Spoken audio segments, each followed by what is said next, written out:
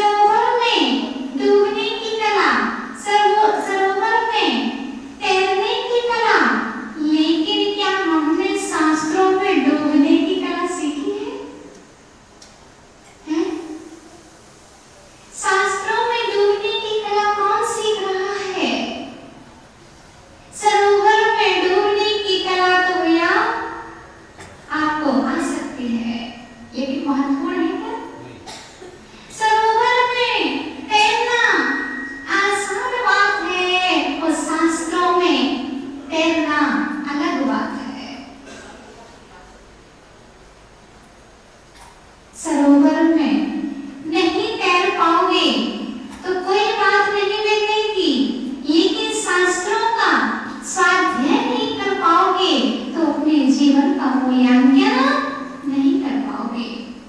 और एक बात हम अपने चिंतन से आपको जरूर बता दें कि जितनी लौकिक पढ़ाई कठिन है,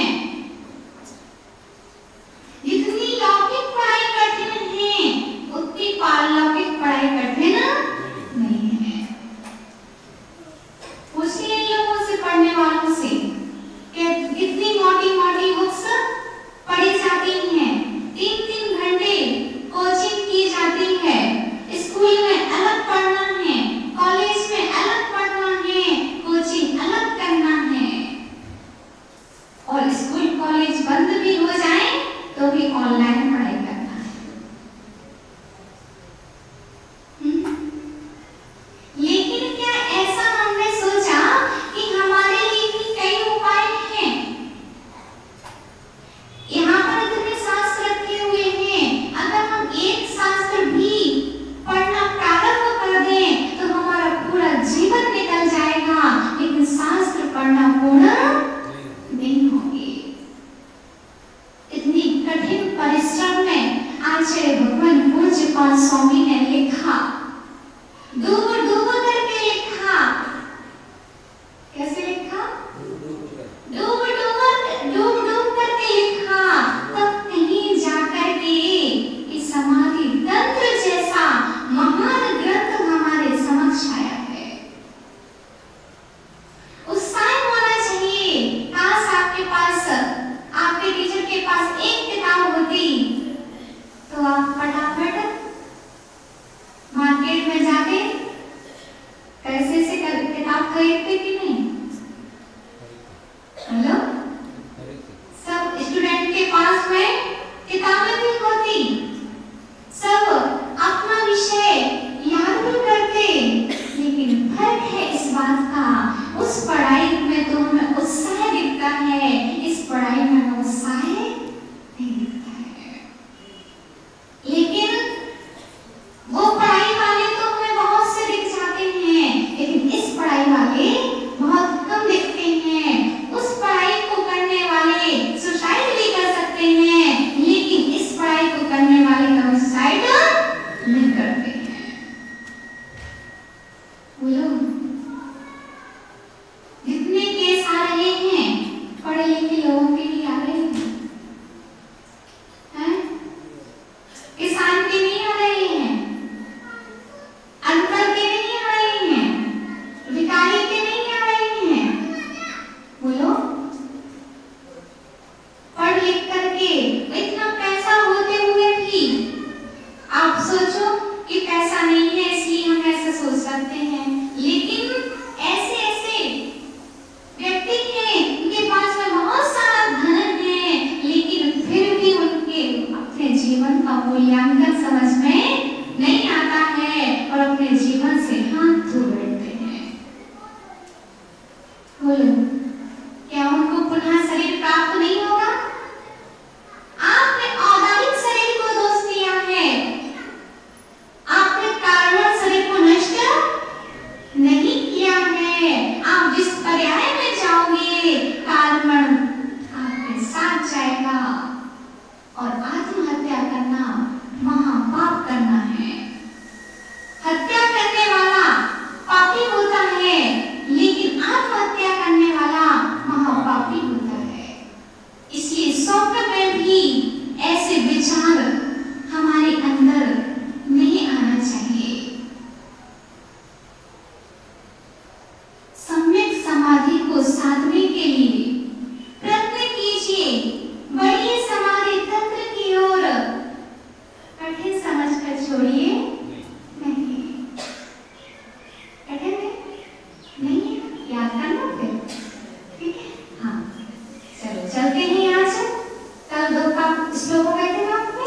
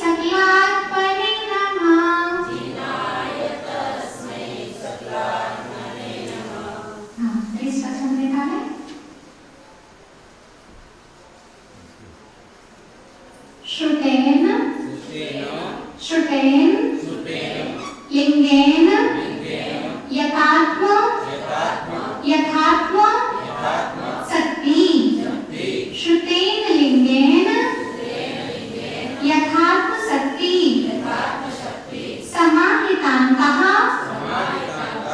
समाहितान्तः कर्णेन सम्यक् श्रुतेन लिंगेन यथात्म सत्ति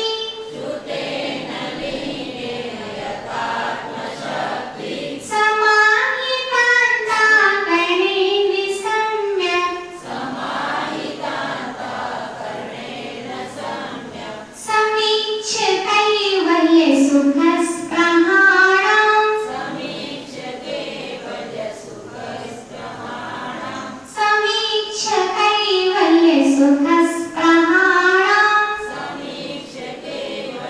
सुखस्पृहाणां विविक्तिमात्मान् मथा विधर्ष्ये विविक्तिमात्मान् मथा विधर्ष्ये श्रुतेन लिंगेन यथात्मशक्ति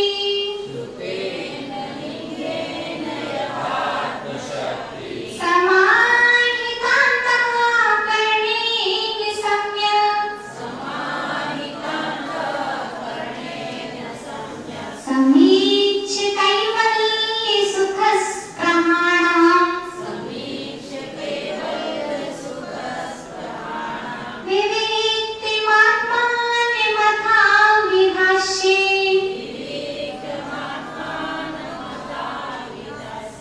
आ गया?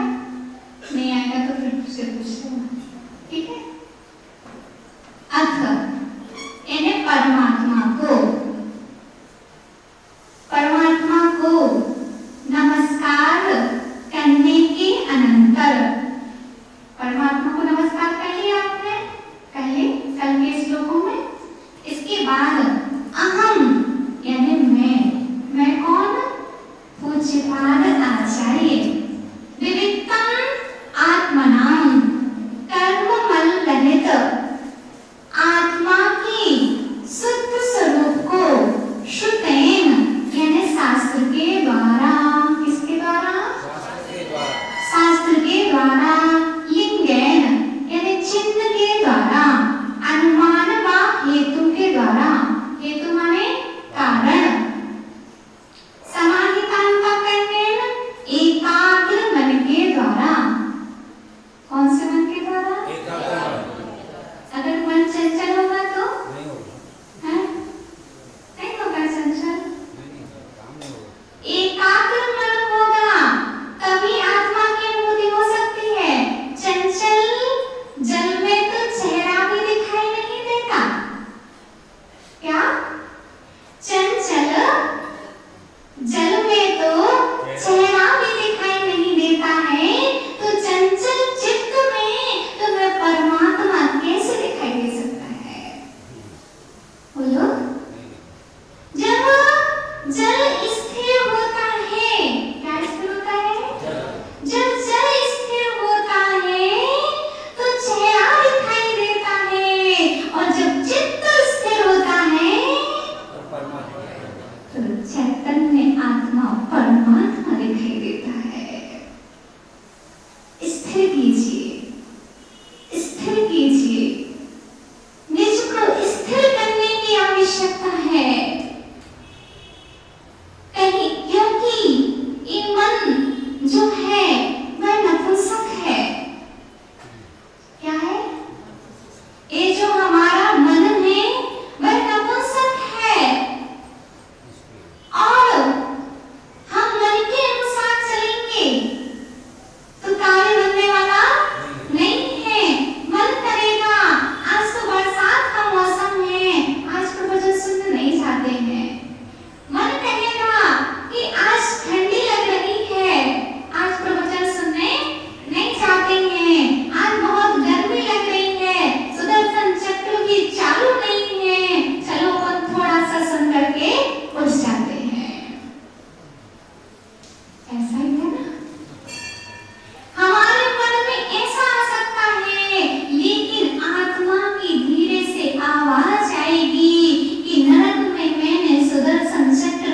विरोध नहीं किया, आत्मा से अंतर्ध्वनि निकलेगी। हम एक इंद्रिय के पर्याय में थे तो पेड़ बनकर के मंदिर के सामने खड़े रहते थे, लेकिन मंदिर में हमने प्रवेश नहीं पाया। ग्रीष्म काल की दोपहरी में हम खड़े रहे बाहर एक इंद्रिय की पर्याय में पेड़ बनकर के, कोई हमें छाता लगाने वाला नहीं था। किसने लगाया आज तक पेड़ पे छाता? है? तो छाता नहीं लगाना, आपके यहाँ एसी है ना, तो एसी में पेड़ को ले जाना। गर्मी लग रही होगी ना, बरगद के पेड़ को कहना कि चलो हमारी एसी में थोड़ा चलो, तो नहीं दिया। एक इंद्री के पर्याय में कोई एसी नहीं थी, कोई कूलर पंखे नहीं थे। मजबूरी में हम बाहर कड़कती दोपहरी में खड़े रहे। इसीलिए मन के अनुसार नहीं चलो। आप कभी कभी कोई बच्चे बोलने लगते हैं हम तो अपने मन के राजा हैं, मन के राजा हैं, तो मन की बात नहीं मानना है। आप सावधान होकर सुनिए, आपकी आत्मा से उत्तर आएगा। कभी कभी निर्णय अगर आपको बहुत अच्छा करना हो और मन कह रहा हो ये नहीं ये करना है, ये नहीं ये करना है, आप बिल्कुल शांत बैठ जाइए। आत्मा से एक आवाज आएगी और वह कहेगी नहीं ये कार्य आपको नहीं करना चाहिए। आप कभी कभी ऑल आउट लगाते हैं और मन तो करता है कि नहीं लगाना चाहिए था, मन कहता है कि लगाना चाहिए था, लेकिन आत्मा कहती है इससे कितने जीवों की हिंसा होगी। लेकिन फिर भी हम मन के अनुसार चलते हैं और लगा देते हैं। मन के अनुसार नहीं चले, क्योंकि मन तो मरकट की तरह है। मरकट माने बंदर। मन तो बंदर के समान है ही, और बंदर को बिच्छू काट ले तो है। बंदर स्वभाव से ही चंचल होता है। कैसा होता है? नवी भैया की मम्मी कैसा होता है बंदर? स्वभाव से ही चंचल होता है, और कदाचित उसको बिच्छू काट ले फिर और चंचल हो जाएगा। ऐसे ही मन तो हमारा स्वभाव से चंचल है ही, अगर उसकी पूर्ति में हम लग जाएंगे तो और चंचल हो जाएगा। इसीलिए तत्व सूत्र में उमा स्वामी जी महाराज ने लिख दिया है श्रुत मनेन्द्रिय सह। मन को किस में लगाना चाहिए? श्रुत में लगा दो तो मन आपका कहीं भटकेगा नहीं। उसको कुछ काम दे दो, मन को खाली मत छोड़ो। खाली मन रहेगा तो कुछ ना कुछ विचार करता रहेगा। इसलिए श्रुत को किस में लगाना चाहिए? मन को किस में लगाना चाहिए? और श्रुत को किस में लगाना चाहिए? मन को श्रुत में लगा दो तो मन चंचल नहीं होगा, और चंचल नहीं होगा तो चेतना आपको दिखाई दे जाएगी। तो एकाग्र मन के द्वारा, इतने से पर बात चलेगी अपनी। एकाग्र मन के द्वारा लिख सकते थे आचरण मन चंचल मन के द्वारा, लेकिन वह जानते थे कि चंचल मन से कुछ संभव नहीं होता है। सम्यक समीक्षा अच्छी तरह अनुभव करके, कैसे? अच्छी तरह से अनुभव करके, ऐसे नहीं कि हाँ जो आपने कह दिया सो ठीक है। नहीं, हम शास्त्रों में भी देखेंगे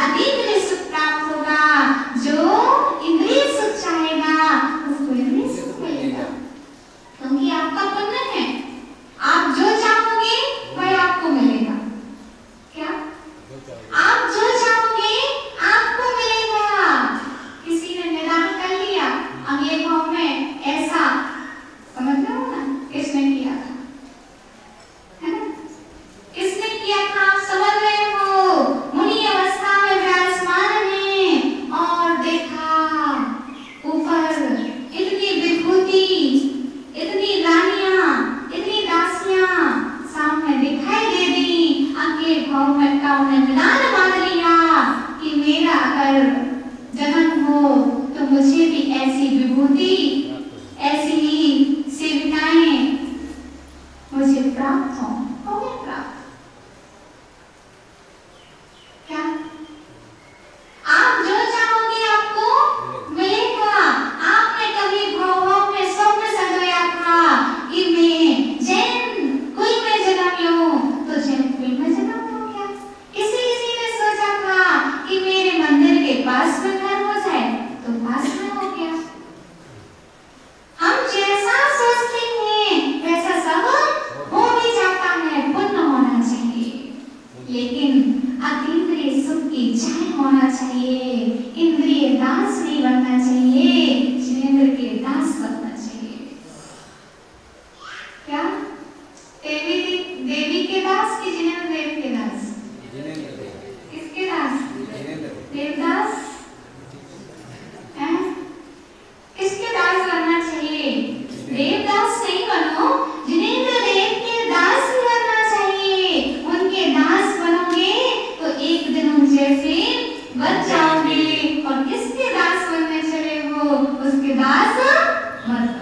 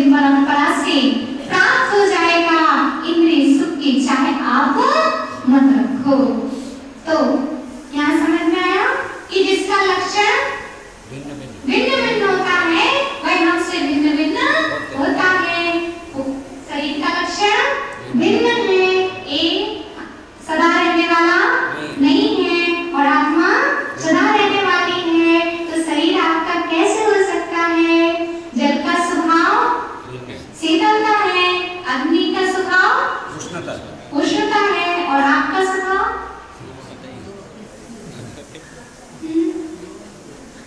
जल को आप कितना भी गर्म कर दो, लेकिन थोड़ी देर में वह ठंडा हो ही जाएगा। अग्नि को आप कितना भी ठंडे करने का प्रयास करो, लेकिन अग्नि कभी ठंडी नहीं होगी। उसका स्वभाव क्या है? उष्ण का स्वभाव है। और जल का स्वभाव क्या है? शीतल का है। जब देखो एक इंद्रिय है, अग्नि और जल, वो अपना स्वभाव नहीं छोड़ते, लेकिन हम पंचेंद्रिय होकर के अपना स्वभाव छोड़ देते हैं। जरा सा इसने गुस्सा दिलाया और हम और गुस्सा आ जाता है। अरे तुमने हमसे एक बात कही थी, अब तुम्हें चार बोलोगे। तुमने एक चाटा मारा था, हम चार मारेंगे। अरे तुम्हारा स्वभाव क्या था? एक इंद्रिय ने स्वभाव नहीं छोड़ा, और तुम तो पंचेंद्रिय हो, तुमने आपने अपना स्वभाव छोड़ दिया। तुम्हारा भगवत स्वरूप था, भगवत स्वभाव था। क्या किया? भगवत स्वभाव था, तुम्हारा क्रोध स्वभाव नहीं था। इसलिए समझो, समझो और सफल बनो। क्या? समझो, समझो और सफल बनो। इसी में हमारा बहुत अच्छा कार्य होगा। तो एकाग्रता पूर्वक आत्मा को साक्षात अनुभव होता है। वह तीसरी चीज है, इनके तीनों पर आधार पर है इस ग्रंथ की रचना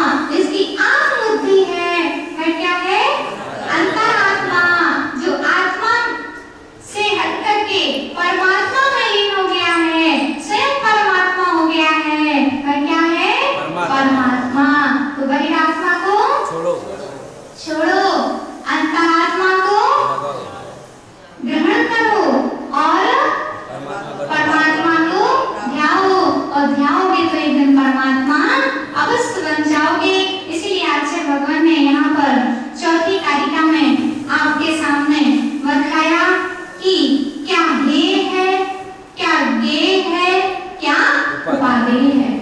क्या हेय है, क्या गेय है, क्या उपादेय है। तो हेय क्या है? छोड़ो।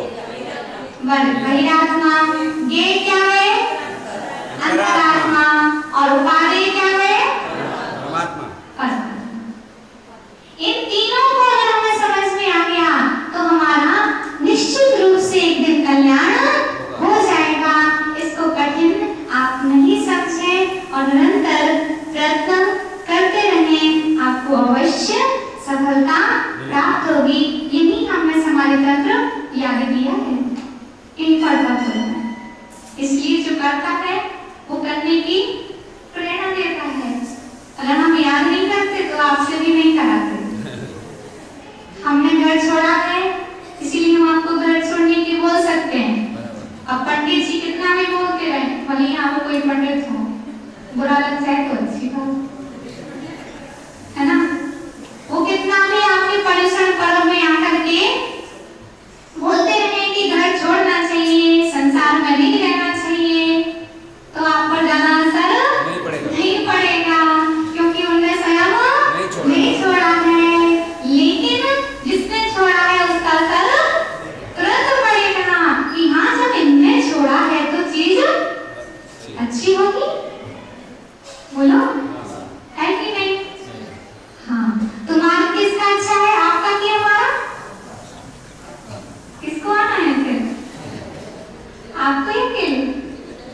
आज लोगों ने बहुत अच्छा एक दिन उदाहरण दिया था कि जब दूसरों की बेटियों की दीक्षा होती है, दूसरों के बेटों की दीक्षा होती है, तो मंच से पूछा जाता है कि दीक्षा दी जाए, तो बिल्कुल ऐसे उत्साह में बोलते हैं, हाथ उठा के कि हाँ दी जाए, दीक्षा दी जाए। कमेटी से पूछा जाता है दीक्षा दी जाए, तो हमें तो हंसी आती है कि अगर बोला जाए कि आप दीक्षा ले लो तो दीक्षा ली जाए, दीक्षा ली जाए तो एक भी हाथ उठने वाला नहीं है। आप दूसरों के बेटे के लिए तो हाँ और अपने बेटे के लिए ना, लेकिन ऐसी बातें तो मम्मी नहीं है, अच्छी है ना। वो तो आपको भेजती है कि बेटा मंदिर जाओ, बहुत अच्छे अच्छे कार्य करो, स्वाध्याय करो, तो ऐसी माँ गल्ली होती है। तो इसको हमने आज समझा कि बहिरात्मा, अंतरात्मा और परमात्मा, इसमें से हमें दो को ही ग्रहण करना है, मिथ्यात्व को छोड़ना है और सम्यक्त को ग्रहण करना है। इस प्रकार की हमने आज भावना पाई, आप लोग याद करेंगे, हमें पूर्ण विश्वास है। सीता गीता है ना, याद करना आप लोग, और जो नहीं बने वह आप हमसे 100 बार भी पूछ सकते हैं, क्योंकि पूज्य गुरुवर ने हमें जब 100 बार बताया है तो हम आपको भी 100 बार बताने की क्षमता रखते हैं। बोलो परम पूज्य आचार्य श्री विभू सागर जी महाराज जी की, माता की